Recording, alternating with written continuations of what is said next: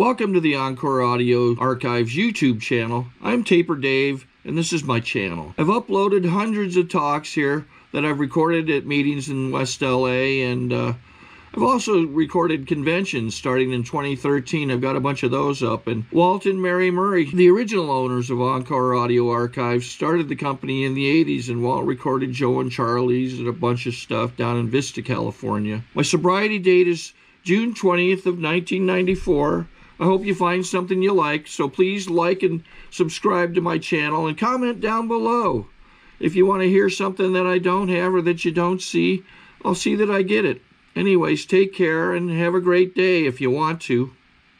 Please join me in welcoming our speaker, Mindy.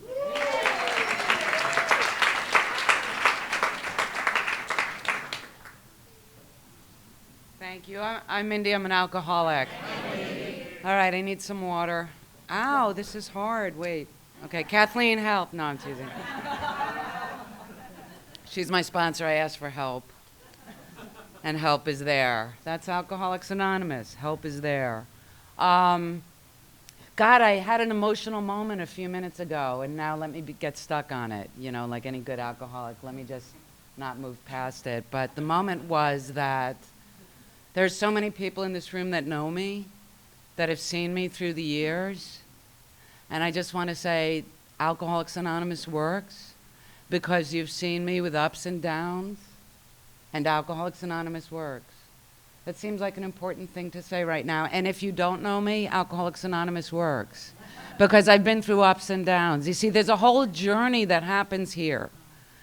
Sometimes you get what you want, sometimes you get what you don't want, but then you want it, and sometimes you don't even know what you're getting, and none of it really matters. And life happens. And I'm going to tell you the secret. I have no idea what I'm going to say. I really hate speaking these days, but I'm sure, you know, it wasn't my idea, and that's the other thing. There's a divine plan.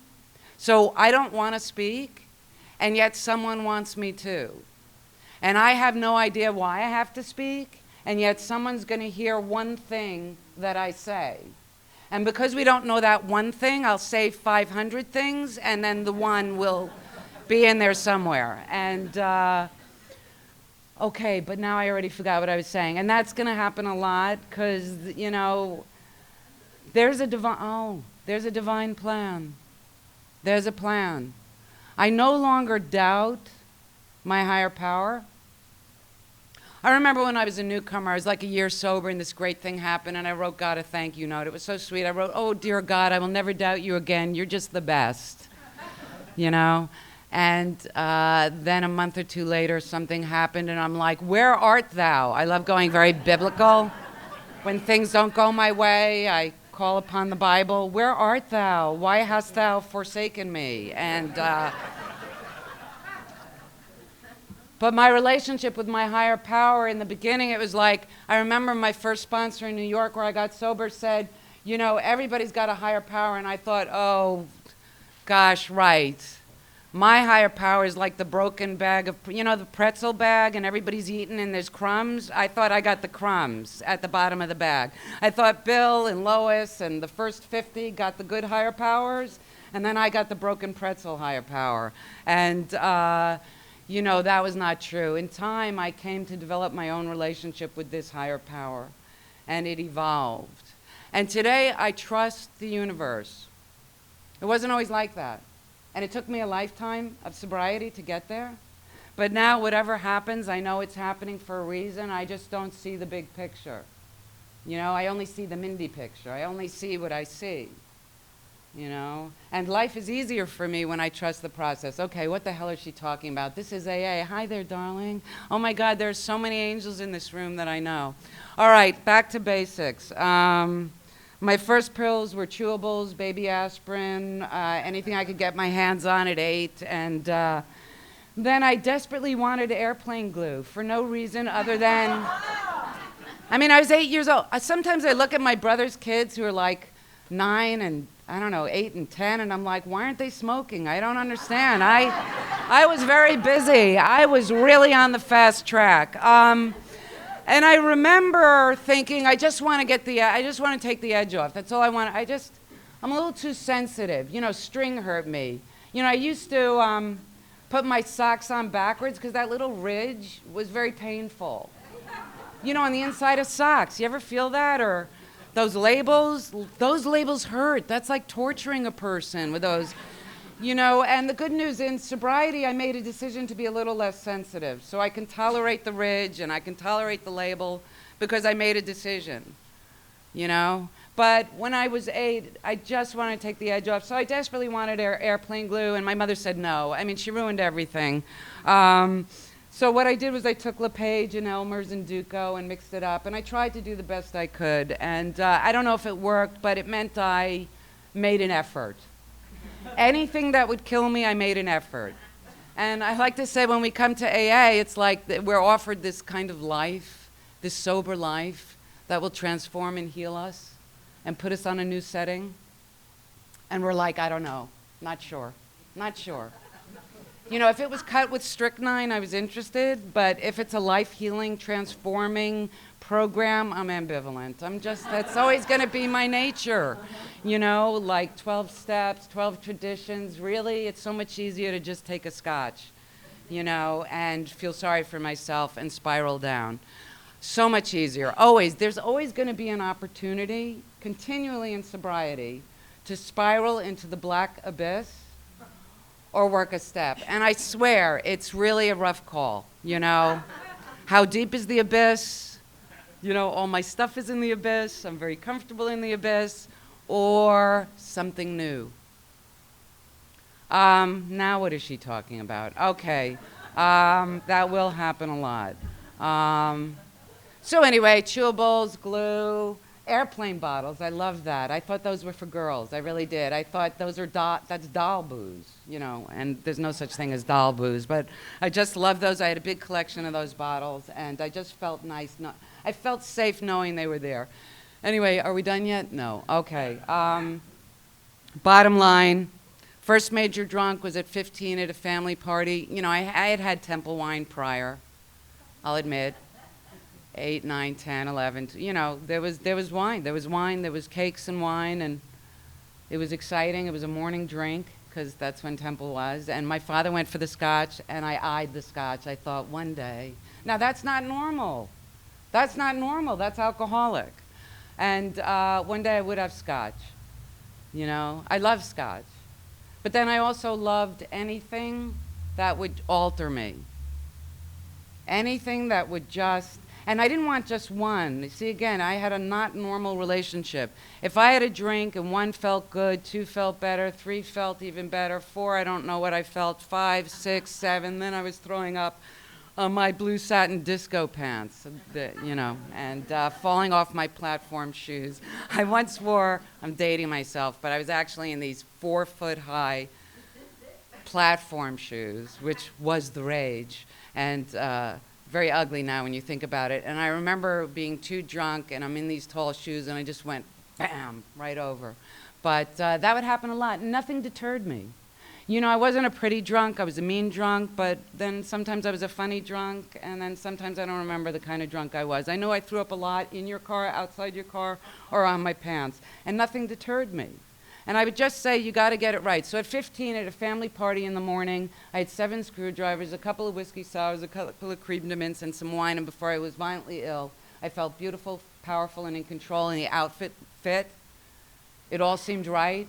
I felt like the star of the party, and I was asked to leave the party. And that would continue. There were many bars I was thrown out of, but I didn't care because there was always a party in the alleyway. There was always new people to meet. I used to, and this will date me too, I am old. I'm really old, guys. So it's all gonna date me. I used to play this game in New York called Are You Son of Sam? It's just, you could figure it out for yourself. It just meant, it just didn't matter. My drinking, you know, I started out, you know, I got really sick at 15, and I just thought, well, you just gotta get better at it. Now, I've never been good at math, and I never said I had to get better at it. There's nothing, anything I'm not good at, I just give up on. I'm just not interested. Like I tried to tap like Fred Astaire. The minute it didn't work, I went, okay, so then I'm not gonna work that hard at it. You know? Like I would try things.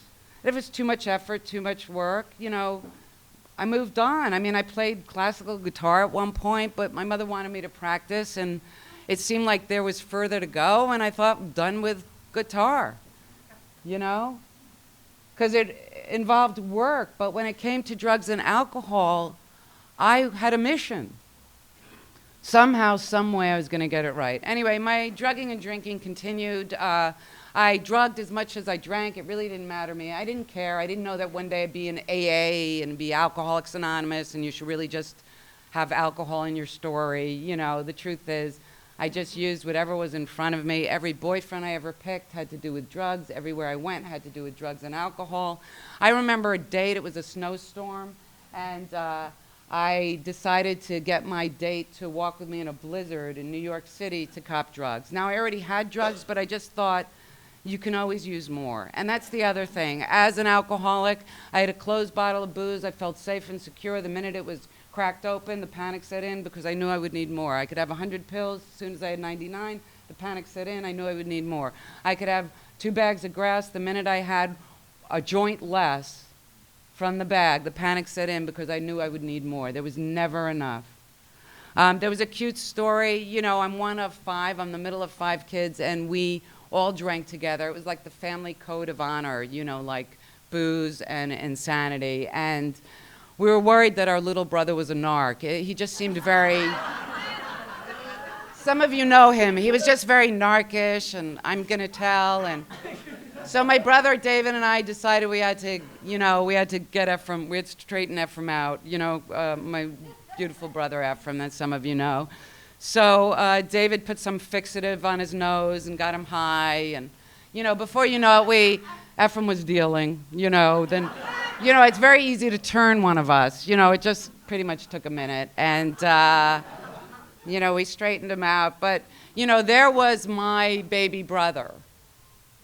And in our family, whatever was good, like if you found good candy, you shared it. You know, like this candy is good. Like I remember saying to my brothers once, don't eat lunch, just get a soda and a little candy. You don't need actual food, you just have it. You know what I mean? So it's like anything that was good, you help your family out, right? So, you know, once my brother and I were gonna smoke pot together, my little baby brother, my little boy. So we were gonna smoke pot. It didn't matter what age he was. I was his lower companion. I needed friends, and he was there. So we were gonna get high together, and then all of a sudden we smoked this bad, ill-treated pot, and we were both crawling to our bedrooms. And he's crying out to me. I'm the big sister. I'm the protector. He's crying out, man, help, help, I'm dying. Something's very wrong. I'm dying. And he's crawling, and I'm crawling up the steps too. I'm dying too. And then we somehow crawl to our rooms, and I hear him, man, help, I'm dying. And I'm like, I'm in my room, I'm yelling, you're on your own. Great sister, right? 30 minutes later, we meet in the landing, and we're like, that was great, let's do it again. Anyway, I'm almost done with all this stuff. My older sister, she had a terrible problem. Oh, blackouts, it was a mess. And then she did this horrible thing. She came to AA, and we just thought, what is wrong with you? Why can't you, you know, man up? And of course, she went to AA, and then she decided to, you know, spread the message. You know, like I said, we share good candy, we share, you know, like, oh, I was in college, then I left college, and I had to, like, be normal in life, so I threw out all the paraphernalia, and I had a little Pierre Dalby skirt and jacket, and I had to go to this event and a party, and I was working, and my sister said, you know what, don't do drugs, don't do this, don't do that, drink 7 and 7. This is the adult drink. So this is how we helped each other. Now, she didn't say don't have 7. Don't have 7, 7 and 7. So, you know, it seemed whatever I drank too much of all the time. And anyway, so Susan, it was just pathetic. She just carried the message. You know, she didn't read the pamphlet where it says you really shouldn't tell anyone they're an alcoholic, so she just went and said, you are, you are, you are, you are.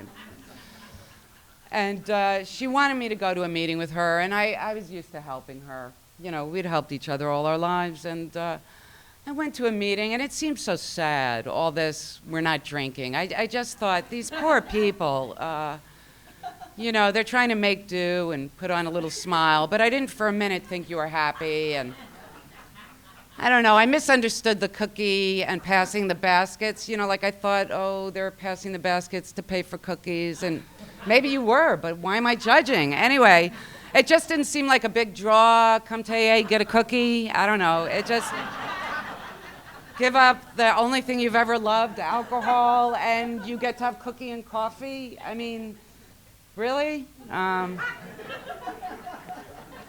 the other thing you were offering was serenity, and I didn't understand what that was either. I mean, I just went, I didn't live this long for serenity. I mean, I know how to have fun.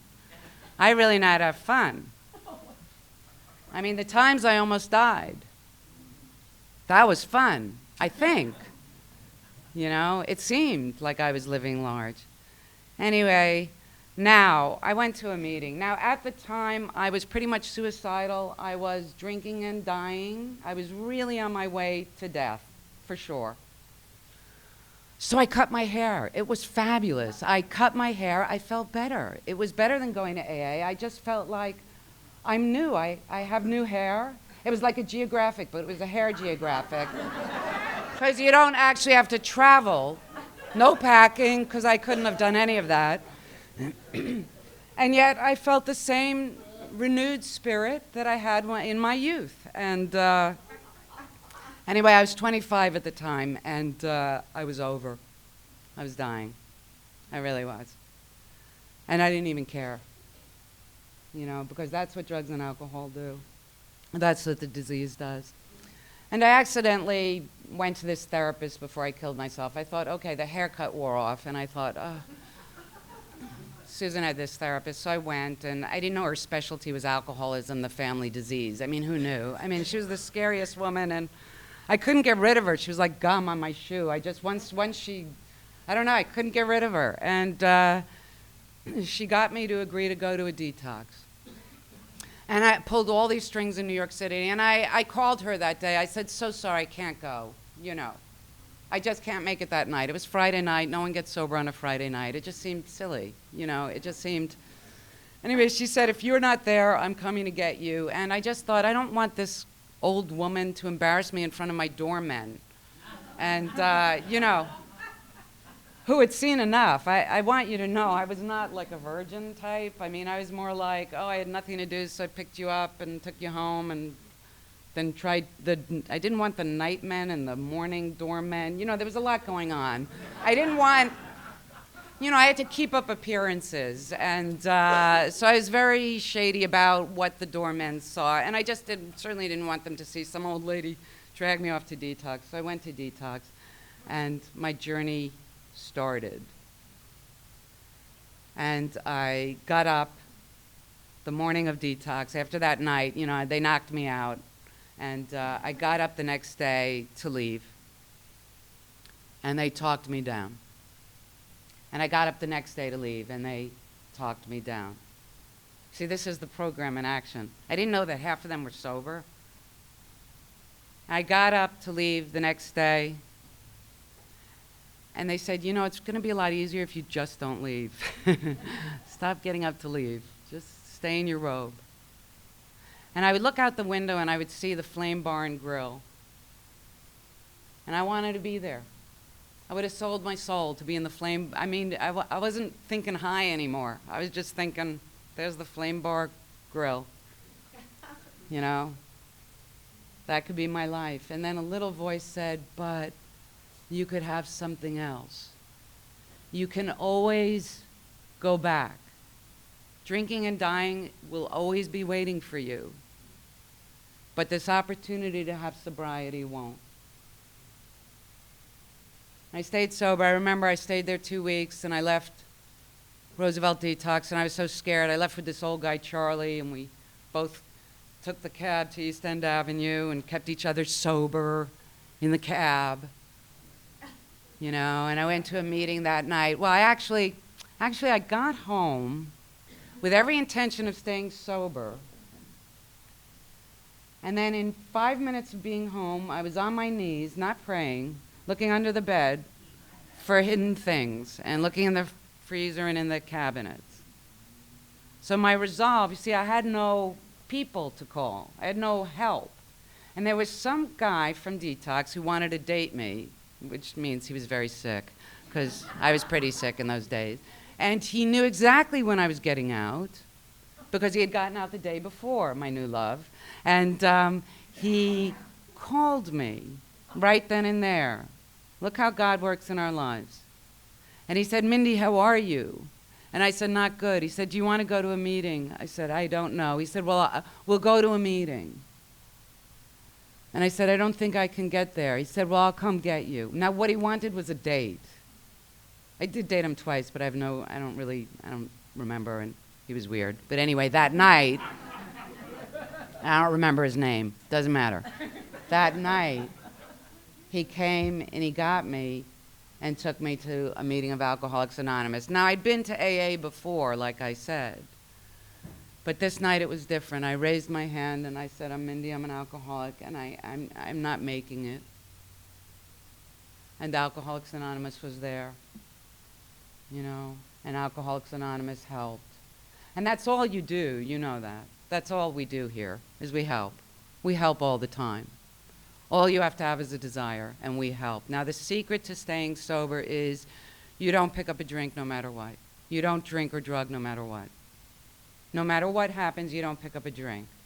This is the secret. Are you writing this down? Will you remember this? You don't pick it up no matter what. Well, what if my mother dies? She did. I want her to die.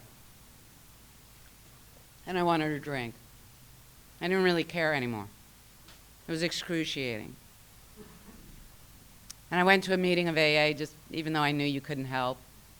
And you hugged me, not because you knew. It's not like I told you. I didn't say my mother died. You just hugged me because you're annoying, and you hug me. And I don't even want you to. And you insist on loving me, and I find it odd. No, I'm kidding. Someone hugged me, like they do. And I left the meeting, and I wasn't even sure I felt better. But I'd made contact, because you had made contact with me. And I went home, and I didn't drink. I'm going to tell you a story. I love Kathleen. She's my sponsor. I adore her. She never wants me to give her the juice because she doesn't want more people asking her to sponsor her, I'm sure. I'm sure she's exhausted from you alcoholics. But anyway, at 20 years of sobriety, I got breast cancer. And I called Kathleen and I said, do not let me fall through the cracks of AA. Do not let me get hooked on these pills. You know, I was going to have 4 surgeries in a short period of time. One of them was going to be a mastectomy. So it was going to be, you know, there were going to be pain pills involved, obviously. It's a horrible surgery and very painful, and the recovery is painful. And so Kathleen and I made a deal that she would know everything that I was doing. Because I knew I had no control over what was happening in my life, physically, health-wise, but what I didn't want to lose was my sobriety. That I did have power over. That I do have control over. Like I come to you to stay sober, to help me to stay sober. And, you know, I had some of the surgeries and Kathleen was helping all along, and then, you know, the horrible one, the big one, and that, you know, I was recovering, and it was so sweet. I let 4 people come to my home and give me an AA meeting. Constance, Loma, Kathleen. I mean, that was, and my sister. You know, that pretty much was my limit. And they were all so dear, you know. And we're going around in my little apartment, you know, which isn't used to having so much traffic. And everybody was sharing, and it was my turn to share. And I said, you know, I can't share because I've taken a pill. You know, I mean, it was so sweet. I just didn't want to break the rules of AA. You know what I mean? Like, you know, and the meeting was for me, and they wanted me to, and they're like, no, no, no, you can talk, please talk. You know, there was, you know, and then of course I burst into tears and had so much I needed to say. Anyway, the doctor said I could stay on the pain pills for 9 more months or mix it with Advil. So I called Kathleen. I said, Kathleen, this is what they said. So I'm just, you know, bringing it up. And she said, okay, start the Advil right now. I said, no, no, no, wait. This is a pre-talk. This is not an into action. This is just the pre. We'll discuss it many times. We'll circle around. You know how we AAs are. You know, I'll call you every day. We can have the same conversation. She's like, no. Take some Advil and call me in 4 hours. And I said, Kathleen, I don't want to. And she said, I know, honey. I know. Here's the difference. When I was a newcomer, I didn't really care about the sobriety thing. I mean, I was doing it, but, you know, I didn't know what I was going for. I didn't know what it meant to be sober. I didn't know what a sober life would be, because I never had one. How would I know? How would I know that I would love being this sober Mindy? You know? But the difference was, this time I knew what I was giving up, or what I didn't want to give up. And so I called Kathleen in 4 hours, and she said, how are you? I said, in pain, but okay. And she said, okay, take a few more Advil and call me in 4 hours. And we did this all day. And it was nighttime, and she said, how are you? I said, in pain, but okay. And she said, okay, take some Advil and call me in the morning. And I said, well, should I throw the pain pills out? And she said, no, let's, you know, we're doing this slow. We're making sure that you're really going to be okay. And in the morning, I was okay. And I threw I threw the pain pills out. And I have my life back. And I desperately wanted to stand up at a meeting, you know, which would be November, which would be like a month or so after, and take a cake for 21 years of sobriety. You know, I will tell you that so many things have happened in my life. What I used to care about, I don't care about. I don't care about. You know, everything changes. I don't know, breast cancer, loss of my breasts, you know, mother dying, father dying, just life happening.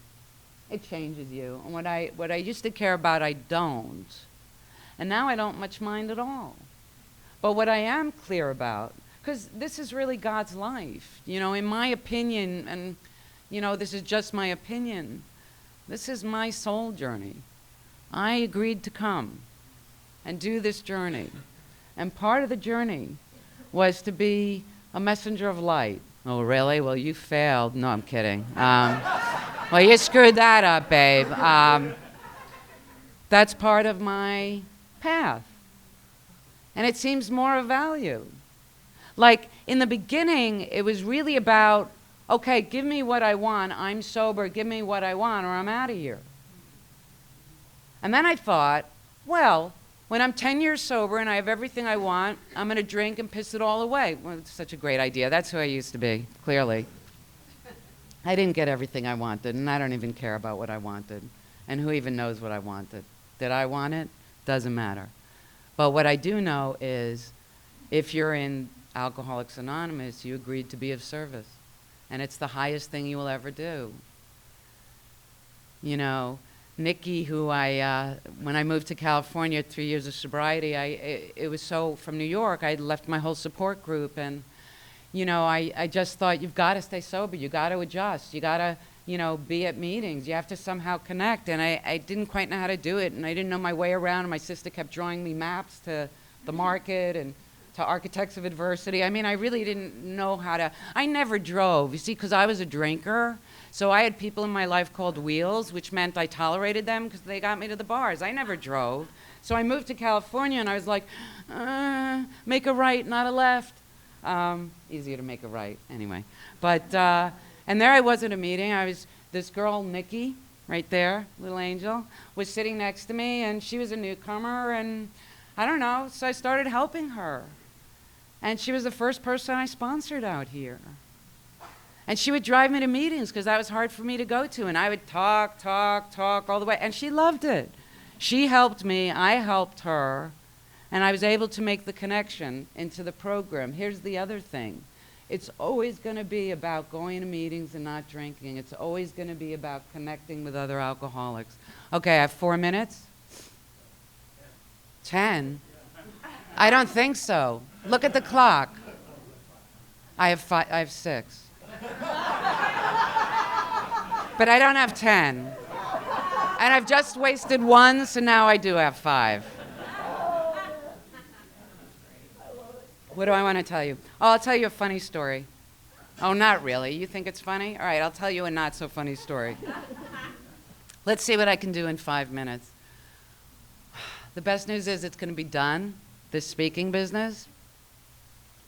I'm 31 years sober. Did I bother to tell you that? AA works, doesn't it? When I was sitting in Roosevelt, this is not what I was going to say, and now it's coming out. When I was sitting in Roosevelt Detox, those annoying AAs would come up, and they go, blah, blah, big book, blah, blah. You know, I mean, they were tiresome, annoying, and, you know. But I do remember them saying, 1 out of the 15 of you will stay sober. And we looked. We were looking around to see which one it was going to be. Maybe someone had a little triangle circle on their forehead, you know, a little triangle glow. And I want you to know, no one looked at me and went, we've got a winner here. I'm just saying. And all through my early sobriety, I would walk by liquor stores because I didn't want to miss a sale, just in case AA didn't work. And that old guy, Charlie, who I shared the K, never made it. And once I went to do a 12-step call on him, but not really, at 30 days of sobriety. I went to old guy Charlie's house and stole his dead wife's Valium. I didn't take him, I just wrapped him in tinfoil just in case AA didn't work. You know, I just thought I was different. I thought AA could maybe work for you, but it wouldn't necessarily work for me. You know, and at some point, I told my AA sponsor about the Valium because she said, I'm not a narc, you know. Don't lie to me, and you know, and I realized, and one day at an AA meeting, she said very loud, she was Queens, junkie, New York, you know, so she spoke loud. You know, I never heard a word she said, but I heard a lot of noise, and that was good, because it felt very alive to me. And eventually I heard something, but she did say very loud at an AA meeting, did you throw the effing Valiums out yet, Mindy? And I just thought, shh, they're gonna follow me home and steal my pills. Anyway, I really didn't trust you people, but anyway, I walked off into the chapel somewhere. You know, in AA meetings, of course, there's a chapel somewhere. And I just thought, you're either going to take them or you're going to throw them out. You're either going to try this thing called sobriety and see what you get, or throw them out. And I went home and I threw them out and I looked at them and I went, you're so small. All this stuff is so small. Look at a bottle. What is a bottle? I could step on a bottle. I'm so big. I could step on a bottle of booze. I could crash I'm sounding very violent. I could crash a bottle against a rock. I could do that. I'm so strong. And yet that bottle stops me from having a life. I could crush those pills with my foot. Crush them to death. Again, why is she so intense? And yet those things are the only things that are stopping me from having a life. You enable me to crush on those pills and crack that bottle day at a time. I don't mess around with my sobriety. I see, wife, 3 minutes, correct? All right, we're working together now, see? That's how we do it in AA, we work. A lot of times I see sobriety as a wheel of fortune. Sometimes you're at the top of the wheel, feels great, doesn't it? Good for you. Sometimes you're at the bottom, lousy, terrible. Guess what? Wheel keeps turning. You'll be back at the top, and you're going to be back at the bottom. Get used to the wheel. Stop fighting it. Go. Oh, I'm at the top. Don't drink. Don't use. Wheel turns. Oh, heading to the bottom. Oh, won't I ever get out of the bottom? That's what I love about us. We have no sense of real time. You know, I have this metaphor a lot about, and it's amazing because I have nothing to do with nature at all. I don't even like the outdoors. And but you know the larva that turns into the butterfly? Well, I feel we're like that larva. We're in this pod called sobriety at different points. The point where you're going to do a change or a transformation, or you're not at the top, right? You're the larva in that tube, that pod, whatever that is. So dark, and we're like, oh, won't life ever get better? I'm so miserable, there's no light, nothing ever changes, it's just dark, I hate it, I hate sobriety, I hate everybody, and why won't my life be better? Pod, pod, pod. And then all of a sudden, there's a bit of light. And then we crack out of the pod, or however that happens. And then we're like, oh man, look at me, I am beautiful. I have wings. I didn't know that that pod time would transform me, and that who I am right now is beautiful. Then at another point, I'm back in the pod. I'm like, that sucks. Yeah, you gave me wings, but I think you did your best. Now what are we doing? Now I have no faith. Now I don't believe you. Now this pod time is endless. Don't drink, go to meetings. Don't drink, go to meetings. Stay in the pod, stay in the pod. Work the steps, stay in the pods. And then all of a sudden it cracks again. Whoa, I had no idea we were going here. You know, I am continually changing. And that's because I'm sober, and that's because of Alcoholics Anonymous. Thank you for my life.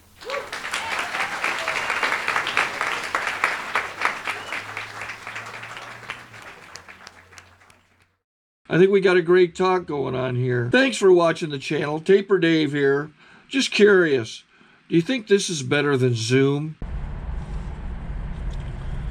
Okay, this is how I prepare my drone for launching. I like to do it inside the cab of my truck so I'm not standing outside in the weather. To install the joysticks for control, up and down, right and left, powered on. I have an Android phone that I use to connect it to the drone with.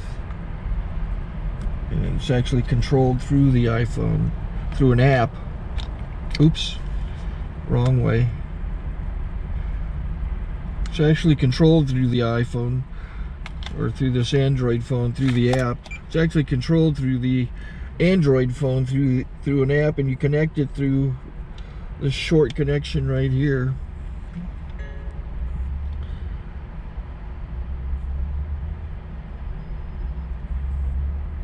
Remote control connected. Remote control's connected. So I pull out the drone. I have to extend the legs. Long legs extended first, then the short legs. Remove the gimbal protector. Set that aside, then power it on one short burst, then one long burst. I lay it down.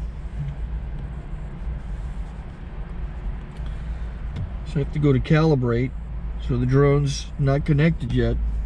It shows you here as this drone gets disconnected, even though the remote's powered on. So the drone has to establish it's connected. So I go into the app to calibration mode. First I'll calibrate the remote controller. Start calibration. Out, in, out, in, up, down, and then this little wheel is to control the gimbal. So it's calibrated. Go to gimbal calibration, start calibration, and then it calibrates the gimbal. And if that shows up, the gimbal's moving all over the place. Changes, you can see it on the video.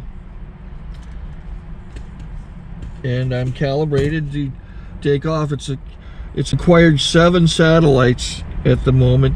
There are 26 satellites up in the sky, which it has to acquire before you can take off. So it's connected. It's got enough satellites. This is white. I can go to press this little arrow button, swipe right to take off, and it would start the motors if I slid this to the right. But I'll wait till I get outside. Don't want to do it inside.